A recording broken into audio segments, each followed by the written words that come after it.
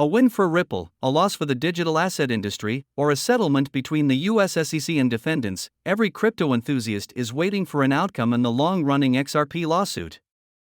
However, an attorney involved in the XRP lawsuit has stated that there is a possibility that the judge can reject both the summary judgment. Welcome to XRP Insider. We provide the latest news of XRP Ripple. To stay updated with exciting news, please do like, share, and subscribe to our channel. To know more, please watch till the end. John Deaton, representing XRP holders, amicus curiae, in the Ripple lawsuit affirmed that US SEC's argument around the common enterprise can be a point of interest here. He added that Judge Analisa Torres could deny the summary judgment over this particular argument. This can lead the judge to rule out that there is a genuine issue of material facts compared to the existence of a common enterprise. However, then the SEC versus Ripple lawsuit will go to a jury trial. Meanwhile, it is still difficult to predict the outcome until the Rule 56 facts and the rest of the underlying evidence are revealed. XRP lawyer highlighted that the commission claims are unconstitutional as they expand the Howey test beyond recognition. However, the SEC in its response to the writ of mandamus agreed that the court will decide whether the commission's theory is valid or not. In the last course of action, Deaton mentioned that the application of the Howey test is not difficult to analyze. He added that attorneys involved in crypto litigation and regulatory policy must get regulators and judges to cease focusing on the token. However, the token itself stands irrelevant to the Howey analysis, the attorney stated. The crypto world continues to closely follow the ongoing legal battle between Ripple and the U.S. Securities and Exchange Commission, SEC. After both parties filed their respective summary briefings, the fate of Ripple and its XRP token remains uncertain. With the judgment yet to be known, legal experts are still speculating on the potential outcome and its impact on the cryptocurrency industry. One legal expert, John Deaton, the founder of Crypto Law, recently commented on the case, highlighting the SEC's schizophrenic argument regarding what constitutes the common enterprise in the Ripple case, and believes that there is a possibility that the presiding judge could deny summary judgment. Based on the SEC's schizophrenic argument regarding what constitutes the common enterprise in the Ripple case, there's a possibility Judge Torres could deny summary judgment and rule that there is a genuine issue of material facts as to the existence of a common enterprise, Deaton said in a tweet on January 30th. Notably, a common enterprise is a key factor in determining whether a financial instrument is a security or not. Interestingly, Deaton had projected that the case might end up in a settlement.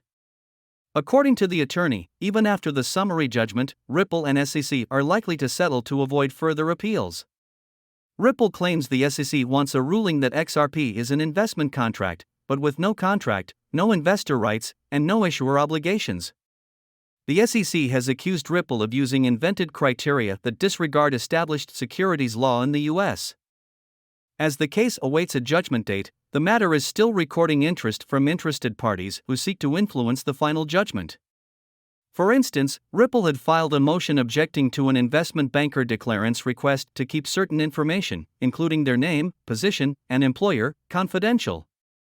However, as reported, the party submitted a reply to Ripple's objections, noting that revealing their identity could negatively impact future investigations by deterring witnesses from cooperating due to a lack of assurance of confidentiality. In the meantime, both Ripple and SEC are confident of emerging victorious in the matter amid high-profile points of contention. At the moment, the crypto community will be looking at the court's decisions in sealing certain documents from the public. It is worth noting that the outcome of this case will not only impact Ripple and XRP, but it will also set a precedent for the cryptocurrency industry as a whole. In the matter, the SEC is suing Ripple for selling unregistered securities in the form of XRP tokens. At the same time, during the hearings, the value of XRP has expressed stability with the general market. By press time, XRP was trading at 41 cents with weekly losses of about 5%. The token controls a market capitalization of about $20.86 billion. In a piece of news that went undetected within the crypto community for a few days, the southeastern European country of Montenegro has announced a partnership with Ripple. The country's Prime Minister, Dr. Dragan Abazovic, tweeted about the pilot project with Ripple already on January 18, 2023. Via the social media platform, the Montenegrin Prime Minister reported on his meeting with Brad Garlinghouse, CEO of Ripple, and James Wallace, Ripple Vice President for Central Bank Engagement and CBDCs, and said, "Productive meeting with Ripple CEO Garlinghouse and Ripple Vice President of Central Bank Engagement James Wallace. We talked about developing a payments infrastructure that would enable greater financial accessibility and inclusion. Montenegro is open to new value and investment." In addition, Dr. Abazovic revealed that his country will be working with Ripple on a pilot project for a digital stablecoin. In collaboration with Ripple and the central bank, we have launched a pilot project to build the first digital currency or stablecoin for Montenegro, he stated, and shared the image below. Montenegro is a candidate country for membership in the European Union whose application has not yet been approved. Although Montenegro is not yet part of the Eurozone, the euro is used by Montenegro. This means that the euro is not a legal tender there, however, it is treated as such by the government and the population.